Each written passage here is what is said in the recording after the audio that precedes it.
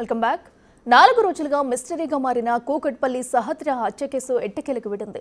పక్కింటిలో ఉన్న ఓ మైనర్ బాలుడే ఈ ఘాతకానికి ఒడిగట్టాడు. దొంగతనానికి వచ్చి అడ్డు వచ్చిన సహస్రను అతి కిరాతకంగా కత్తితో పొడిచి చంపేశాడు. కన్న కూతురు చనిపోవడంతో సహస్ర తల్లిదండ్రులకు కడుపుకోత మిగిలింది. తమ కూతుర్ని చంపింది పక్కింటి ఓ మైనర్ బాలుడని తెలియడంతో ఆ తల్లిదండ్రుల ఆవేశానికి హద్దులు లేకుండా పోయాయి.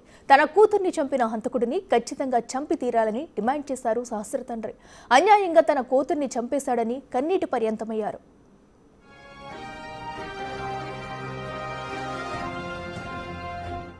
తన కూతురి చావుకి కారణమైన ఆ హంతకుడిని వదిలిపెట్టకూడదన్నారు సహస్ర తండ్రి.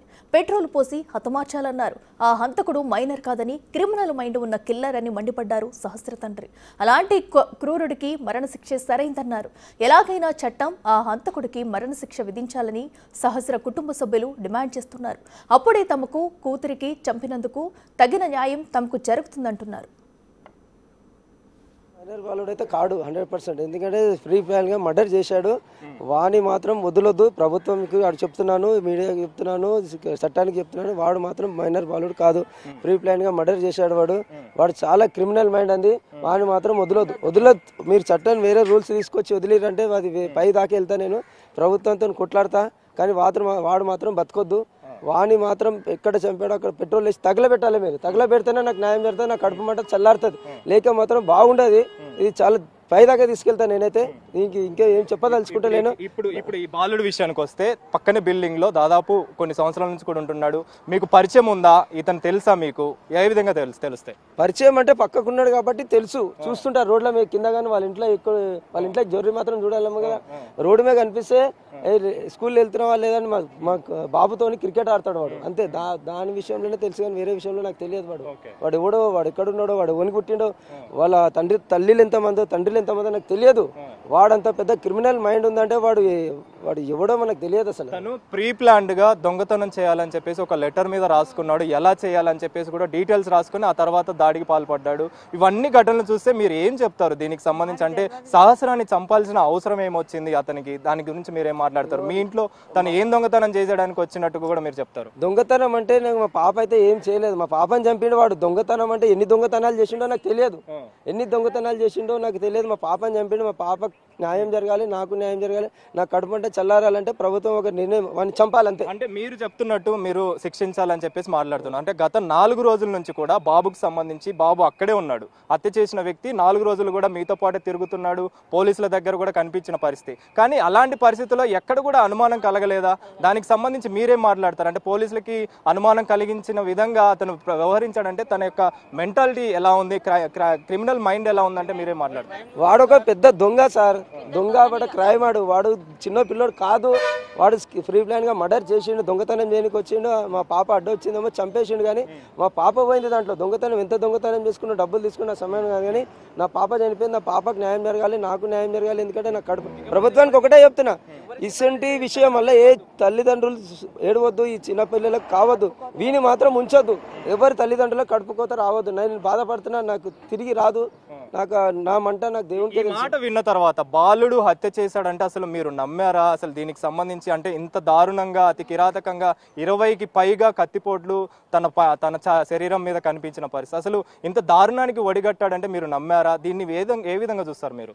నేనైతే నమ్మలేకపోతున్నా. నేను షాకింగ్లో ఉన్నా చాలా.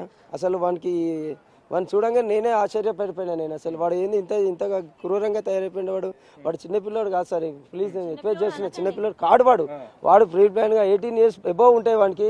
వాడు వాళ్ళ తల్లిదండ్రులకు కూడా చెప్తున్నా, వాళ్ళ తల్లిదండ్రులకు వాళ్ళ ఇంట్లో అందరికి శిక్షించాలి. వాళ్ళ తల్లిదండ్రులు కూడా వానికి సహకరించారు. 5 రోజులు తిప్పిండంటే వాళ్ళ తల్లిదండ్రులకు తెలుసు డబ్బులు వచ్చినాయి ఎక్కడిరా అని కూడా అడుగుతలేరు వాళ్ళ తల్లిదండ్రులు. వాళ్ళ తండ్రిదండ్రులు కూడా తింటారు. ఆ డబ్బులు తిన్నారు వాళ్ళు. 5 రోజులు తిన్నారు. ఎంత సార్? ఎంత పోయినాయి దొంగతనం? 85,000 బంగారం ముట్ల 85,000 తీసుకున్నాడు. ఆ తల్లిదండ్రులు అన్నం తిన్నారు కాబట్టి చెప్తున్నాను, వాళ్ళ తల్లిదండ్రులను కూడా శిక్షించాలి, కఠినంగా శిక్షించాలి. 5 రోజులు గడుస్తుంది. 5 రోజులలో తల్లిదండ్రులకు తెలియకుండా ఇది ఖచ్చితంగా ఉండదు అని చెప్పేసి మీరు అంటారు? ఉండదు ఖచ్చితంగా తల్లిదండ్రులకు తెలిసి ఉంటది. వాడెనక ఇంకోవరాని ఉంటే పట్టుకోండి. పోలీసు వాళ్ళకు కూడా రిక్వెస్ట్ చేస్తున్నా. పోలీసు వాళ్ళు పట్టుకున్నారు. వాళ్ళని కూడా చాలా సంతోషపడుతున్నా వాళ్ళ విషయంలో. ఇంకా ఎవరైనా ఉంటే పట్టుకోండి సార్ ప్లీజ్. ఇంకొక విషయం ఏంటి అని అంటే బర్త్డే సెలబ్రేషన్స్ లో కూడా ఈ బాబు పాల్గొన్నట్టుగా కూడా తెలుస్తుంది.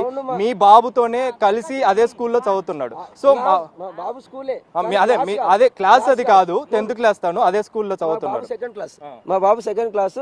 ఒకటే గల్లీలో ఉంటారు కాబట్టి పక్క బిల్డింగ్ లో కాబట్టి క్రికెట్ ఆడడం దానివల్ల వాడు బర్త్డే పార్టీలు అంటే వాడు వెళ్తుంటాడు. వాడు ఫ్రెండ్స్ తొలక రావాలనే ఆశతో తొలకొచ్చింది తప్ప వేరే ఉద్దేశం లేదు. ఎందుకంటే వాడు తెలియదు పిల్లోడాడు. వాడు ఇంట్లోకి వచ్చి అన్ని చూసుకుంటుండే ఎవరు గుర్తుపడతాడండి? ఆ టైంలో ఎవరు గుర్తుపడతారు చెప్పండి? దీన్ని బట్టి మనకు అర్థమవుతుంది మీ ఇంటిని ఎగ్జాక్ట్ గా అబ్జర్వ్ చేశాడు. అబ్జర్వ్ చేసి దాని తర్వాత లెటర్ రాసుకోవడము ఏంటి అనేది అది మాకు తెలియదు. డబ్బులు ఎక్కడ పెట్టడం జరిగింది? దీనికంటే మేము అల్మారీలో పెట్టుకుంటాం కానీ బయట ఇట్లా విచ్చలవిడిగా పడేయం కదా. డబ్బులు అల్మారీలోనే పెట్టుకుంటాం. వాడు మా ఫ్రెండ్ మా అబ్బాయితో ఎప్పుడు ఇంటికి వచ్చిండో ఎప్పుడు చూసిండో నాకు తెలియదు. కానీ వాడు మాత్రం మైనర్ బాలుడు కాదు. ప్లీజ్ చెప్తున్నాను, వాడు మెచ్యూరిటీ మైండ్ అంది. వాడిని మాత్రం శిక్షించాలి. వాళ్ళ తల్లిదండ్రులను కూడా శిక్షించాలి, కఠినంగా శిక్షించాలి. తల్లిదండ్రుల ప్రమేయం ఉన్నది దాంట్లో. ఎప్పుడైనా కానీ మీరు తల్లిదండ్రులతోటి ఎప్పుడైనా మాట్లాడడం కానీ ఏ విషయమైనా? లేదండి, వాళ్ళ తండ్రిని ఇంతవరకు చూడలేదు. నేనైతే తండ్రిని చూడలేదు, వాళ్ళ తల్లితో ఎప్పుడు మాట్లాడలేదు. ఏమున్నా వాళ్ళ చిన్న సిస్టర్ శాంతి అనుకుంది, పైనుంచి హాయ్ అంటే హాయ్ అంకుల్ అంటే హాయ్ నేను వెళ్ళిపోతా తప్ప వేరే మాటలు లేవు వాళ్ళతో, అంతే. అంటే ఆ రోజు ఘటన జరిగిన టైంలో తను అదే గోడ దూకి యువతలకు వచ్చాడు, యువతల గోడ దూకి అవతలకి వెళ్ళాడు. అంటే 15 నిమిషాల పాటు అక్కడే ఉన్నట్టుగా కూడా పోలీసులు ధృవీకరించారు. అంటే మీరు అబ్జర్వ్ చేశారా ఆ టైంలో కానీ దానికి సంబంధించి? అంటే ఏ విధంగా ఈ దొంగతనం జరిగింటది లేదా ఈ హత్యకి ఏ విధంగా పాల్పడి? అంతా నా మైండ్ సెట్ నాకు రాలేదు. నా పాపను చూడంగా నాకు మైండ్ బ్లాక్ అయిపోయింది. నేను ఏం చేయాలో తెలియదు. నా పాపను ఎత్తుకున్నాను, బయటకు వచ్చాను. అప్పుడే డాక్టర్ వచ్చాడు, పోలీసు వాళ్ళు వచ్చారు. అంతా గందరగోళం అయిపోయింది. నాకేం తెలియదు అక్కడ. వాడిని ఇంక ఇట్లనే మనకి వీడున్నాడు ఏజ్ కాలేదని సెడిచి పెడితే ఇంకా వాడు ఇంకా వేరే వాళ్ళకు కూడా వాడు ఇట్లాంటివి చేస్తాడు. నాకేం చేయలేదు, ఇంత పెద్ద చేసినా కూడా వాడు ఏం చేయలేదు అనేసి ఇంకా చేసే అవకాశాలు ఉన్నాయి. 5 రోజుల పాటు అనుమానం రాకుండా తిరిగాడు. ఆ తర్వాత తను ప్రీ ప్లాన్డ్ గా కొన్ని రాసుకున్నాడు. అంటే ఓటీటీ ప్లాట్ఫామ్స్ కావచ్చు, వీడియోస్ చూసి కావచ్చు, ఇవన్నీ కూడా ప్రీ ప్లాన్డ్ గా చేసుకున్నాడు. ఆ ఏజ్ లో వాడు చేసి కూడాను స్నానం చేసుకుని వచ్చి మళ్ళీ యథావిధిగా వచ్చి వాడు వచ్చి మీ పాప 4 సార్లు అరిచింది డాడీ అని అంటే వాడు ఎంత ధైర్యం ఉంటుంది. మీ దగ్గరకు వచ్చి చెప్పడం జరిగింది. మా బామ్మర్దికి కృష్ణకు వచ్చి చెప్పిండు. అంటే ఇట్లా నమ్ముతాడు సార్, అంత ఆనందం రాకుండా ఇట్లా ముఖంలో కూడా ఎంత భయం లేకుండా వచ్చి చెప్పిండు. మనకి ఎట్లా అనుమానం పట్టాలి? ఆడు చిన్న పిల్లగాడైతే కాడు. ఆడు మంచిగా ప్రిఫర్ అయ్యి వచ్చి నా కోడల్ని చనిపోయింది. మేము సంవత్సరానికి ఒకసారి కూడా మా తమ్ముని దగ్గర రాము. అక్కడ ఏమైతుందో ఎవరు ఉంటారో మాకు తెలియదు. ఆ పాప మొన్న మా పెళ్లిలా ఒక నెల ఉన్నది అంతే. అదే మేనత్తల దగ్గర కూడా ఉంచలేడు. అల్లరి ముద్దుగా పెంచుకున్నాడు మా తమ్ముడు. ఆని మాత్రం ఉంచొద్దు. తల్లిదండ్రులు చెప్తున్న వర్షన్ ప్రకారము కూతుర్ని ఎప్పుడు కూడా ఒక్కదాన్నే వదిలిపెట్టి కూడా వెళ్ళిన రోజు వెళ్తుంటారు. కష్టం చేసుకుర్రు, ఏ ఆస్తి లేదు. వచ్చి చిన్నగా ఉన్నప్పటి నుంచి పెద్దగా అయ్యిండు. కష్టం చేసుకొని ఇద్దరు, మా అమ్మ చనిపోయినాక తమ్ముని పెళ్ళైంది, 2 పిల్లలు పుట్టిరు. అల్లరి ముద్దుగా పెంచుకున్నాడు. మాకు కూడా ఆశపడలేడు. రూపాయి ఇమ్మని కూడా అనలేడు. ఒకడు వాళ్ళ అన్నున్నాడు ఇప్పుడు, మా అన్న మా పెద్దన్న. వాళ్ళకు కూడా ఆశపడకుండా 2 పిల్లల్ని మాకు ఇవ్వకుండా నడుపుకున్నాడు. అట్లాంటి పిల్లల్ని నరికేసి అన్నప్పుడు ఆడు ఉండదు. ఆడు మైనర్ కాడు, ఆడు వయసు పిల్లగాడే ఉన్నాడు. అని అమ్మ కళ్ళ ముంగట ఏమన్నా చేయాలి. అయితే బాలుడు మాత్రం మైనర్ కావడంతో మరణ శిక్ష పడే అవకాశం ఉండదంటున్నారు న్యాయ నిపుణులు. 18 సంవత్సరాల కంటే తక్కువ వయసు ఉంది కాబట్టి జువైనల్ జస్టిస్ బోర్డు ముందు హాజరుపరుస్తారు.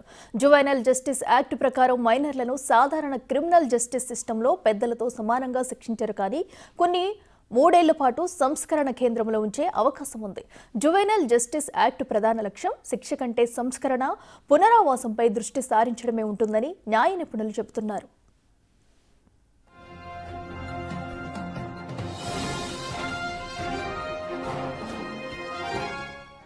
సరటికట్టు కూకట్పల్లిలో జరిగిన సహస్ర హత్య కేసు మిస్టరీ అయితే వీడింది. సో గత 4 రోజుల క్రితం జరిగిన హత్య కేసులో పోలీసులు పురోగతి సాధించారు.